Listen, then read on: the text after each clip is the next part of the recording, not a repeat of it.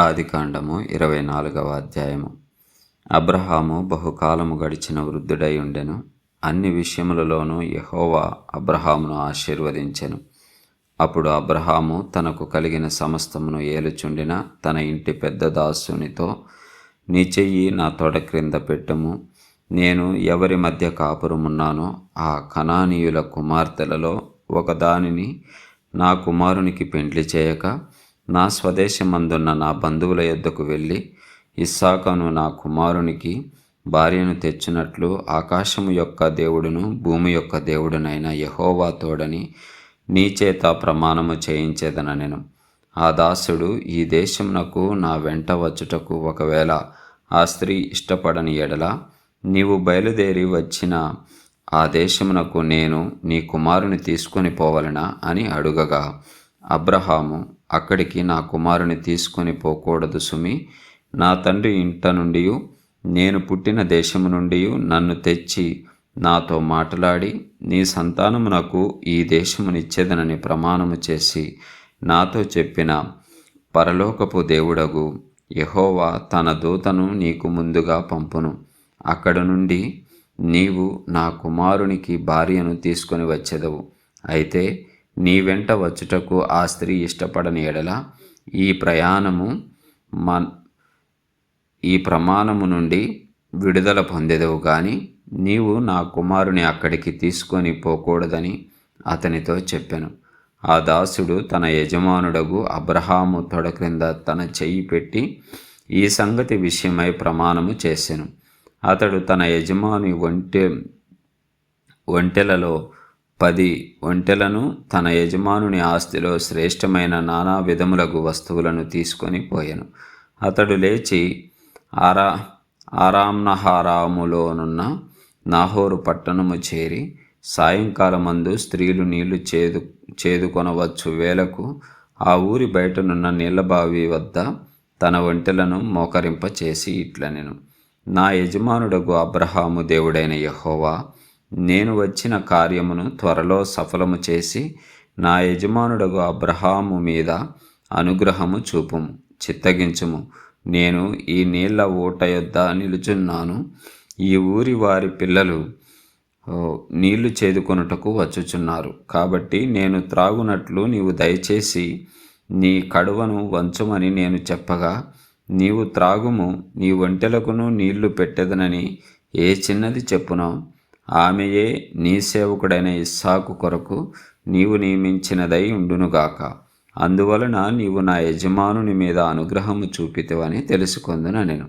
అతడు మాటలాడుట చాలింపక ముందే అబ్రహాము సహోదరుడైన నాహోరు భార్యగు మిల్కా కుమారుడైన బెతూయేలుకు పుట్టిన రిబ్కా కడవ భుజము మీద పెట్టుకొని వచ్చెను.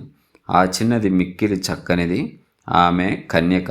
ఏ పురుషుడును ఆమెను కూడలేదు. ఆమె ఆ బావిలోనికి దిగిపోయి కడవను నీళ్లతో నింపుకొని ఎక్కిరాగా ఆ సేవకుడు ఆమెను ఎదుర్కొనుటకు పరిగెత్తి, నీ కడవలో నీళ్లు కొంచెము దయచేసి నన్ను త్రాగనిమ్మని అడిగెను. అందుకామె, అయ్యా, త్రాగమని చెప్పి త్వరగా తన కడవను చేత మీదికి దించుకొని అతనికి దాహం ఇచ్చెను. మరియు ఆమె అతనికి దాహం ఇచ్చిన తరువాత, నీ ఒంటెలు త్రాగుటకును వాటికిని నీళ్లు చేదిపోయుదునని చెప్పి త్వరగా గాడిలో తన కడవ కుమ్మరించి తిరిగి చేదుటకు ఆ బావికి పరిగెత్తుకొని పోయి అతని ఒంటెలన్నింటికీ నీళ్లు చేదిపోసెను. ఆ మనుష్యుడు ఆమెను తేరిచూచి తన ప్రయాణమును యెహోవా సఫలము చేసినో లేదో తెలుసుకొనవలెనని ఊరకుండెను. ఒంటెలు త్రాగుటయైన తరువాత ఆ మనుష్యుడు అరతులము ఎత్తుగల బంగారపు ముక్కు కమ్మీని, ఆమె చేతులకు 10 తులముల ఎత్తుగల 2 బంగారు కడియములను తీసి, నీవు ఎవరి కుమార్తెవు? దయచేసి నాతో చెప్పుము. నీ తండ్రి ఇంట మేము ఈ రాత్రి బస చేయుటకు స్థలమున్నదా అని అడిగాను. అందుకామె, నేను నాహోరు మిల్కాకు కనిన కుమారుడగు బెతూయేలు కుమార్తెనెను. మరియు ఆమె, మా యొద్ద చాలా గడ్డియు మేతయు రాత్రి బస చేయుటకు స్థలమును ఉన్నవనగా, ఆ మనుష్యుడు తన తల వంచి యెహోవాకు మ్రొక్కి, అబ్రహామును నా యజమానుని దేవుడైన యెహోవా స్తుతింపబడునుగాక. ఆయన నా యజమానునికి తన కృపను తన సత్యమును చూపుట మానలేదు. నేను త్రోవలో నుండగానే యెహోవా నా యజమానుని బంధువుల ఇంటికి నన్ను నడిపించెననెను. అంతటా ఆ చిన్నది పరిగెత్తుకొని పోయి ఈ మాటలు తన తల్లి ఇంటి వారికి తెలిపెను. రిబ్కాకు లాబానును ఒక సహోదరుడుండెను. అప్పుడు లాబాను ఆ బావి దగ్గర వెలుపటనున్న ఆ మనుషుని యొద్దకు పరిగెత్తుకొని పోయెను. అతడు ఆ ముక్కు కమ్మీని తన సహోదరి చేతులనున్న ఆ కడియములను చూచి, ఆ మనుష్యుడు ఇలాగు నాతో మాటలాడినని తన సహోదరి అయిన రిబ్కా చెప్పిన మాటలు విని ఆ మనుషుని యొద్దకు వచ్చెను. అతడు ఆ బావి యొద్ద ఒంటెల దగ్గర నిలిచి ఉండగా లాబాను, యెహోవా వలన ఆశీర్వదింపబడినవాడా, లోపలికి రమ్ము. నీవు బయట నిలువనేలా? ఇల్లును ఒంటెలకు స్థలమును నేను సిద్ధము చేయించి తిననెను. ఆ మనుష్యుడు ఇంటికి వచ్చినప్పుడు లాబాను ఒంటెలు గంతలు విప్పి ఒంటెలకు గడ్డియు మేతయు కాళ్ళు కడుగు కొనుటకు అతనికిని అతనితో కూడా నున్నవారికిని నీళ్లు ఇచ్చి అతనికి భోజనము పెట్టించెను. గాని అతడు నేను వచ్చిన పని చెప్పక మునుపు భోజనము చేయననగా లాబాను చెప్పమనెను. అంతటా అతడిట్లనెను, నేను అబ్రహాము దాసుడను, యెహోవా నా యజమానుని బహుగా ఆశీర్వదించెను గనుక అతడు గొప్పవాడాయను. అతనికి గొర్రెలను గొడ్లను వెండి బంగారములను దాసదాసీ జనములను ఒంటెలను గాడిదలను దయచేసెను. నా యజమానుని భార్య అయిన శారా వృద్ధాప్యములో నా యజమానునికి కుమారుని కనెను. నా యజమానుడు తనకు కలిగినది యావత్తు అతనికిచ్చి ఉన్నాడు. మరియు నా యజమానుడు నాతో, నేను ఎవరి దేశమందు నివసించుచున్నానో ఆ కనానీయుల పిల్లలలో ఒక పిల్లను నా కుమారునికి పెండ్లి చేయవద్దు. అయితే నా తండ్రి ఇంటికి నా వంశస్థుల యొద్దకును వెళ్ళి నా కుమారునికి పెండ్లి చేయుటకు ఒక పిల్లను తీసుకొని రావాలనని నా చేత ప్రమాణము చేయించెను. అప్పుడు నేను నా యజమానునితో, ఆ స్త్రీ నా వెంట రాదేమో అని చెప్పినందుకు అతడు, ఎవని సన్నిధిలో నేను జీవించుచున్నానో ఆ యెహోవా నీతో కూడా తన దూతను పంపి నీ ప్రయాణమును సఫలము చేయును గనుక నీవు నా వంశస్థులలో నా తండ్రి ఇంటి నుండి నా కుమారునికి భార్యను తీసుకొని వచ్చెదవు. నీవు నా వంశస్థుల యొద్దకు వెళితివా? ఈ ప్రమాణము విషయంలో ఇక నీకు బాధ్యత ఉండదు. వారు ఆమెను ఇయ్యని ఎడల కూడా ఈ ప్రమాణము విషయంలో నీకు బాధ్యత ఉండదని చెప్పెను. నేను నేడు ఆ బావి యొద్దకు వచ్చి అబ్రహామును నా యజమానుని దేవుడైన యెహోవా, నా ప్రయాణమును నీవు సఫలము చేసిన ఎడల నేను ఈ నీళ్ల బావి యొద్ద నిలిచి ఉండగా నీళ్లు చేదుకొనుటకు వచ్చిన చిన్నదానితో నీవు దయచేసి నీ కడవలో నీళ్లు కొంచెము నన్ను త్రాగనిమ్మని చెప్పునప్పుడు నీవు త్రాగుము, నీ ఒంటెలకు చేదిపోయుదునని ఎవతి చెప్పునో ఆమెయే నా యజమానుని కుమారునికి యెహోవా నియమించిన పిల్లయ్యై ఉండును గాకని మనవి చేసుకొంటిని. నేను నా హృదయంలో అట్లు అనుకొనుట చాలింపక ముందే రిబ్కా భుజము మీద తన కడవను పెట్టుకొని వచ్చి ఆ బావిలోనికి దిగిపోయి నీళ్లు చేదుకొని వచ్చెను. అప్పుడు నాకు దాహమిమ్మని నేను ఆమెను అడుగగా ఆమె త్వరగా తన కడువను దించి, త్రాగుము, నీ ఒంటెలకు నీళ్లు పెట్టెదనని చెప్పెను. గనుక నేను త్రాగితిని, ఆమె ఒంటెలకును నీళ్లు పెట్టెను. అప్పుడు నేను, నీవు ఎవరి కుమార్తెవని అడిగినందుకు ఆమె, మిల్కా నాహోరునకు కనిన కుమారుడగు బెతూయేలు కుమార్తెనని చెప్పినప్పుడు నేను ఆమె ముక్కుకు కమ్మీయును ఆమె చేతులకు కడియములను పెట్టి నా తల వంచి యెహోవాకు మొక్కి, అబ్రహామును నా యజమానుని దేవుడవైన యెహోవాను స్తోత్రము చేసి తిని. ఏలయనగా ఆయన నా యజమానుని యొక్క సహోదరుని కుమార్తెను అతని కుమారుని తీసుకొనున్నట్లు సరి అయిన మార్గమందు నన్ను నడిపించెను. కాబట్టి నా యజమానుని ఎడల మీరు దయను నమ్మకమును కనపరిచిన ఎడల అది అయినను నాకు తెలియచెప్పుడి, లేని ఎడల అది అయినను తెలియచెప్పుడి. అప్పుడు నేనెటు పోవలెనో అటు పోయేదనగా లాబానును బెతూయేలును, ఇది యెహోవా వలన కలిగిన కార్యము. మేమైతే అవునని గాని కాదని గాని చెప్పజాలము. ఇదిగో రిబ్కా నీ ఎదుటనున్నది, ఆమెను తీసుకొని పొమ్ము. యెహోవా సెలవిచ్చిన ప్రకారము ఈమె నీ యజమానుని కుమారునికి భార్య అగునుగాకని ఉత్తరమిచ్చిరి. అబ్రహాము సేవకుడు వారి మాటలు విని యెహోవాకు సాష్టాంగ నమస్కారము చేసెను. తరువాత ఆ సేవకుడు వెండి నగలను, బంగారు నగలను, వస్త్రములను తీసి రిబ్కాకు ఇచ్చెను. మరియు అతడు ఆమె సహోదరునికిని తల్లికిని విలువగల వస్తువులు ఇచ్చెను. అతడును అతనితో కూడానున్న మనుషులను అన్నపానములు పుచ్చుకొని అక్కడ ఆ రాత్రి అంతయు నుండిరి. ఉదయమున వారు లేచినప్పుడు అతడు, నా యజమానుని యొద్దకు నన్ను పంపించుడని చెప్పగా, ఆమె సహోదరుడును ఆమె తల్లియు, ఈ చిన్నదాని 10 దినములైనను మా యొద్ద ఉండనిమ్ము, ఆ తరువాత ఆమె వెళ్ళవచ్చుననిరి. అప్పుడు అతడు, యెహోవా నా ప్రయాణమును సఫలము చేసెను గనుక నాకు తడవు కానియక నన్ను పంపించుడి, నా యజమానుని యొద్దకు వెళ్ళేదనని చెప్పినప్పుడు వారు ఆ చిన్నదానిని పిలిచి ఆమె ఏమనునో తెలుసుకొందుమని చెప్పుకొని రిబ్కాను పిలిచి, ఈ మనుష్యునితో కూడా వెళ్ళెదవా అని ఆమెను అడిగినప్పుడు వెళ్ళేదను అనెను. కాబట్టి వారు తమ సహోదరి అయిన రిబ్కాను, ఆమె దాదీని, అబ్రహాము సేవకుని అతనితో వచ్చిన మనుషులను సాగనంపినప్పుడు వారు రిబ్కాతో, మా సహోదరి, నీవు వేలకు తల్లివగుదవుగాక, నీ సంతతి వారు తమ పగవారి గవినిని స్వాధీనపరుచుకొందురుగాక అని ఆమెను దీవింపగా, రిబ్కాయు ఆమె పనికత్తెలను లేచి ఒంటెలనెక్కి ఆ మనుష్యుని వెంబడి వెళ్ళిరి. అట్లు ఆ సేవకుడు రిబ్కాను తోడుకొని పోయెను. ఇస్సాకు బెయేర్ లహాయోరు మార్గమున వచ్చి దక్షిణ దేశమందు కాపురముండెను.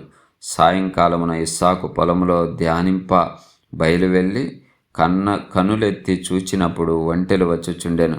రిబ్కా కనులెత్తి ఇస్సాకును చూచి ఒంటె మీద నుండి దిగి మనలనెదుర్కొనుటకు పొలములో నడుచుచున్న ఆ మనుష్యుడెవరని దాసుని అడుగగా అతడు, ఇతడు నా యజమానుడని చెప్పెను. గనుక ఆమె ముసుగు వేసుకొనెను. అప్పుడు ఆ దాసుడు తాను చేసిన కార్యములన్నీ ఇస్సాకుతో వివరించి చెప్పెను. ఇస్సాకు తల్లి అయిన శారా గుడారములోనికి ఆమెను తీసుకొని పోయెను. అట్లు అతడు రిబ్కాను పరిగ్రహింపగా ఆమె అతనికి భార్య ఆయెను. అతడు ఆమెను ప్రేమించెను. అప్పుడు ఇస్సాకు తన తల్లి విషయమై దుఃఖ నివారణ పొందెను. ఆదికాండము 25వ అధ్యాయము. అబ్రహాము మరలా ఒక స్త్రీని వివాహము చేసుకొనెను. ఆమె పేరు కెతూరా.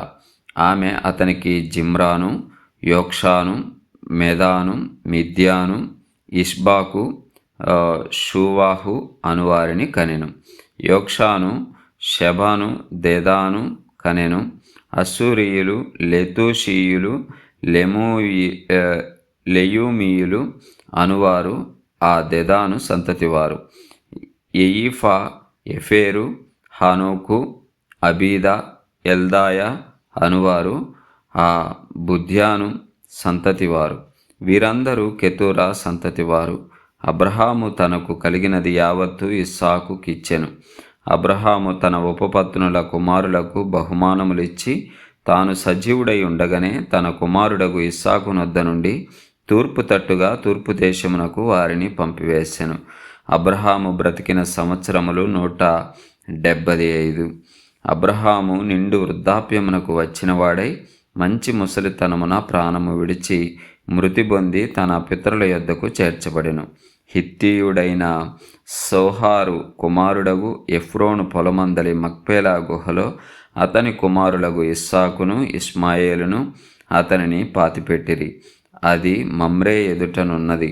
అబ్రహాము హేతు కుమారుల యొద్ద కొనిన పొలములోనే అబ్రహామును అతని భార్య అయిన శారాయిను పాతిపెట్టబడిరి. అబ్రహాము మృతి పొందిన తరువాత దేవుడు అతని కుమారుడగు ఇస్సాకును ఆశీర్వదించెను. అప్పుడు ఇస్సాకు బెయేర్ లహాయిరోయి దగ్గర కాపురం ఉండెను. ఐగుప్తీయురాలును శారాదాసియునైన హాగరు అబ్రహామునకు కనిన అబ్రహాము కుమారుడగు ఇష్మాయేలు వంశావళి ఇదే. ఇష్మాయేలు జ్యేష్ఠ కుమారుడైన నెబేయోతు, కేదారు, అబ్దాయోలు, మిబ్షాము, మిష్మా, దుమార్ష, హదరు, తెమా, యతూరు, నఫీషు, కెదెమా. ఇవి వారి వారి వంశముల ప్రకారము వారి వారి పేరుల చొప్పున ఇష్మాయేలు కుమారుల యొక్క పేరులు. వారి వారి గ్రామములలోను వారి వారి కోటలలోను ఇష్మాయేలు కుమారులు వీరే. వారి పేరులు ఇవే. వారి వారి జనముల ప్రకారము వారు 12 రాజులు. ఇష్మాయేలు బ్రతికిన సంవత్సరములు 137. అప్పుడు అతడు ప్రాణము విడిచి మృతి పొంది తన పితరుల యొద్దకు చేర్చబడెను. వారు అష్షూరునకు వెళ్ళు మార్గమున హవీలా మొదలుకొని ఐగుప్తు ఎదుటనున్న షూరు వరకు నివసించువారు. అతడు తన సహోదరులందరి ఎదుట నివాసం ఏర్పరచుకొనెను. అబ్రహాము కుమారుడగు ఇస్సాకు వంశావళి ఇదే. అబ్రహాము ఇస్సాకును కనెను.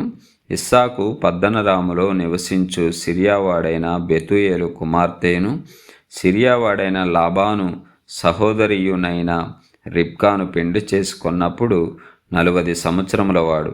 ఇస్సాకు భార్య గొడ్రాలు గనుక అతడు ఆమె విషయమై యెహోవాను వేడుకొనెను. యెహోవా అతని ప్రార్థన వినెను గనుక అతని భార్య అయిన రిబ్కా గర్భవతి ఆయెను. ఆమె గర్భంలో శిశువులు ఒకనితోనొకడు పెనుగులాడిరి గనుక ఆమె, ఇలాగైతే నేను బ్రతుకుట ఎందుకని అనుకొని ఈ విషయమై యెహోవాను అడుగ వెళ్ళెను. అప్పుడు యెహోవా ఆమెతో ఇట్లనెను, 2 జనములు నీ గర్భములో కలవు, 2 జనపదములు నీ కడుపులో నుండి ప్రత్యేకముగా వచ్చును. ఒక జనపదము కంటే ఒక జనపదము బలిష్టమై ఉండును. పెద్దవాడు చిన్నవానికి దాసుడగును అనెను. ఆమె ప్రసూతి కావలసిన దినములు నిండినప్పుడు ఆమె గర్భమందు కవలవారు ఉండిరి. మొదటివాడు ఎర్రనివాడుగా బయటికి వచ్చెను. అతని ఒళ్ళంతయు రోమ వస్త్రము వలె నుండెను గనుక అతనికి ఏశావు అను పేరు పెట్టిరి. తరువాత అతని సహోదరుడు బయటికి వచ్చినప్పుడు అతని చెయ్యి ఏశావు మడిమను పట్టుకొని ఉండెను గనుక అతనికి యాకోబు అను పేరు పెట్టబడెను. ఆమె వారిని కనినప్పుడు ఇస్సాకు 60 ఏండ్లవాడు. ఆ చిన్నవారు ఎదిగినప్పుడు ఏశావు వేటాడుటయందు నేర్పరి అయి అరణ్యవాసిగా నుండెను. యాకోబు సాధువై గుడారంలో నివసించుచుండెను. ఇస్సాకు ఏశావు తెచ్చిన వేట మాంసమును తినుచుండెను గనుక అతని ప్రేమించెను. రిబ్కా యాకోబును ప్రేమించెను. ఒకనాడు యాకోబు కలగూర వంటకము వండుకొనుచుండగా ఏశావు అలసిన వాడై పొలములో నుండి వచ్చి, నేను అలసి ఉన్నాను, ఆ ఎర్రగానున్న దానిలో కొంచెము దయచేసి నాకు పెట్టమని అడిగాను.